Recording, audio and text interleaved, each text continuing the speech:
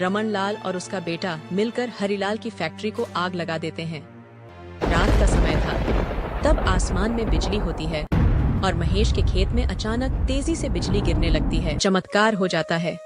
महेश के पूरे खेत में केसर के पौधे लहराते होते हैं। एक कमलापुर नाम का गांव था।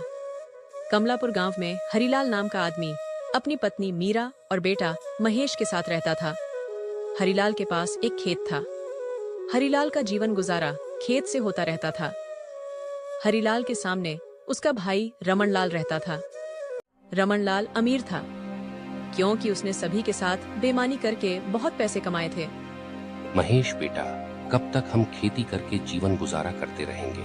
मेरी इच्छा है कि हम गांव में कपड़े बनाने की फैक्ट्री खोलें। लेकिन पिताजी, फैक्ट्री खोलने के लिए 20 लाख रुपए की जरूरत पड़ेगी।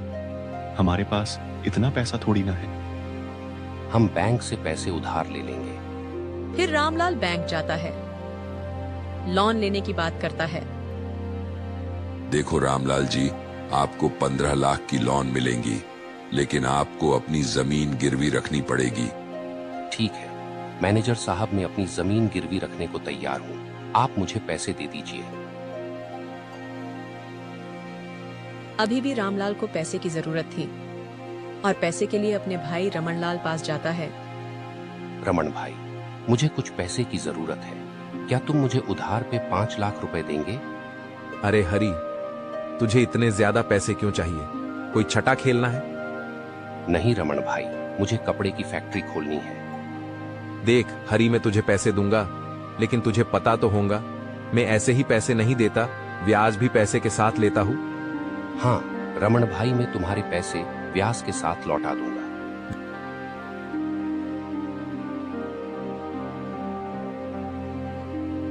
देखा, हरी कपड़े की फैक्ट्री खोलना चाहता है। ऐसा हुआ तो हरी सबसे अमीर हो जाएगा। तो पिताजी, आपने पैसे उसे उधार क्यों दिए? कोई बात नहीं, फैक्ट्री खोलने दो, देखता हूँ कैसे फैक्ट्री चलाएंगे। देख महेश बेटा, पैसे का इंतजाम हो गया, अब फैक्ट्री खोलनी बाकी है। कुछ दिनों में कपड़े की फैक्ट्री बनके तैयार हो जाती है। हरिलाल और उसका परिवार खुश था, लेकिन इनकी खुशी ज्यादा दिन टिकने वाली नहीं थी। एक दिन रात का समय था। रमन लाल और उसका बेटा मिलकर हरिलाल की फैक्ट्री को आग लगा देते हैं और आवाज लगाते हैं, आग आग। फिर वहां पे हरिलाल भी आ जाता है। तब तक पूरी फैक्ट्री में आग लगकर खाक हो गई थी। हरिलाल को फैक्ट्री आग में जल गई। उसका गहरा सदमा लगा था। सदमे में हरिलाल टेक में मृत्यु हो गई। कुछ महीने बाद महेश के पास बैंक मैनेजर आता है। देखो महेश, तुम्हारे पिता हरिलाल ने हमारी बैंक से 15 लाख का लोन लिया था। मैं अभी वो पैसे लेने नहीं आया, तुम्हें याद दिलाने आया हूँ। मैनेजर साहब, मैं आपके पैसे जल्दी ही लौटा दूंगा। बेटा, हमारी फैक्ट्री भी जल गई और तुम्हारे पिताजी चले गए। अब तुम्हें हमारे खेत में खेती करनी होगी, तभी हमारे ऊपर से कर्जा कम होगा। हाँ माता, तुम सही कह रही हो। अब बारिश भी हो गई है। मैं रमन चाचा के पास से बीज लेके खेत में बो दूंगा। अगले दिन महेश उसके रमन चाचा के पास बीज लेने जाता है। रमन चाचा, आप मुझे खेती करने के लिए थोड़े बीज की मदद करेंगे? मैं वापस आपके बीज दे दूंगा। हाँ, मैं तुम्हें बीज दे दूंगा, लेकिन फसल पक जाने के बाद मेरा उधार बाकी है, वो तो तुम्हें चुकाना होगा, क्योंकि तुम्हारे पिताजी ने मेरे से 5 लाख रुपए उधार लिए थे और कहा था कि उधार चुका नहीं पाई तो जमीन मुझे दे देंगे। क्या पिताजी ने जमीन गिरवी रखी थी? हाँ हाँ महेश, तभी तो मैंने उसे पैसे उधार पे दिए थे। कल सोनू तुम्हें बीज घर पर दे जाएगा।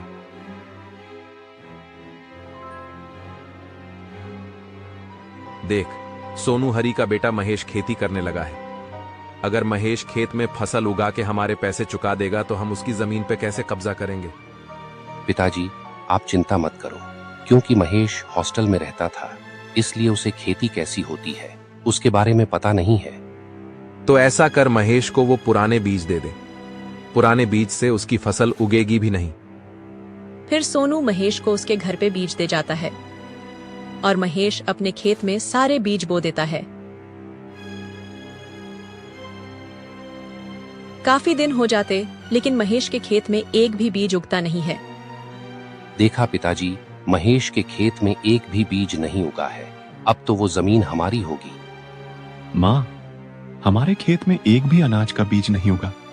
अब क्या करेंगे हम? बेटा ऊपर वाले पे भरोसा रख, बीज उग जाएंगे। रात का समय था, तब आसमान में बिजली होती है और महेश के खेत में अचानक तेजी से बिजली गिरने लगती है। काफी दिन हो जाते हैं। महेश अपने खेत में जाता है तो चमत्कार हो जाता है। महेश के पूरे खेत में केसर के पौधे लहराते होते हैं। अरे ये क्या चमत्कार है? मेरे खेत में केसर के पौधे? ये चमत्कार जरूर मेरे पिताजी के आशीर्वाद से हुआ है।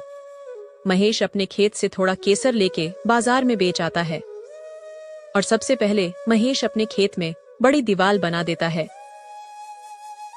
महेश थोड़ा और केसर बेचकर बैंक में जाता है। मैनेजर साहब, एलो, आपकी लोन के पैसे और ब्याज। मेरे पिताजी ने जो लोन लिया था वो अब चुकता हो गया। जी हाँ महेश, आपके पिताजी की लोन अब चूकती हो गई है। फिर महेश अपने रमण चाचा के घर जाता है। आओ बेटा महेश, क्या जमीन के कागज लाए हो? नहीं चाचा, आपके पैसे और ब्याज लाया हूं। अरे मेरा वो मतलब नहीं था। अरे चीनू बेटा, जरा चाय लाना, तो महेश आया है। नहीं चाचा, मुझे और भी काम है, मैं निकलता हूं। बेटा इतने पैसे कहां लाए हो? फिर से लोन तो नहीं उठा लिया? नहीं चाचा, बस पिताजी के आशीर्वाद से पैसे का इंतजाम हो गया, मैं चलता हूं। देख नालायक, महेश ने सारे पैसे चुका दिए। इतने पैसे कहां से लाता है? जा इसका पता कर। धीरे धीरे महेश ने केसर बेचकर सारा कर्जा चुका दिया था। फिर महेश ने अपने पिताजी की कपड़े की फैक्ट्री फिर से शुरू कर दी। गधे क्या कर रहा है? वो महेश ने फिर से फैक्ट्री शुरू कर दी है। पिताजी, वो महेश ने अपने खेत में केसर उगाया है। अभी अभी बाजार से पता चला है। आज रात को महेश के खेत में जाकर सारा केसर चुरा लेंगे। फिर रात में बाप बेटा दोनों महेश के खेत में जाते हैं। देख है तो वहां पे कुछ भी नहीं था। अरे नालायक, यहां तो कुछ भी नहीं है। अब घर चल। रमन लाल और चीनू घर जाते हैं तो देखते हैं कि उसके घर में आग लग गई थी। अरे हमारे घर में आग लग गई, मेरे पैसे भी जल गए, मैं तो बर्बाद हो गया। रमन लाल के कर्मों की सजा उसे मिल गई थी और हरिलाल के बेटे महेश के घर में फिर से खुशियां आ गई थीं। इसलिए जो जैसा करता है उसी के वैसा ही होता है। इसलिए हमें अच्छे कर्म करना चाहिए।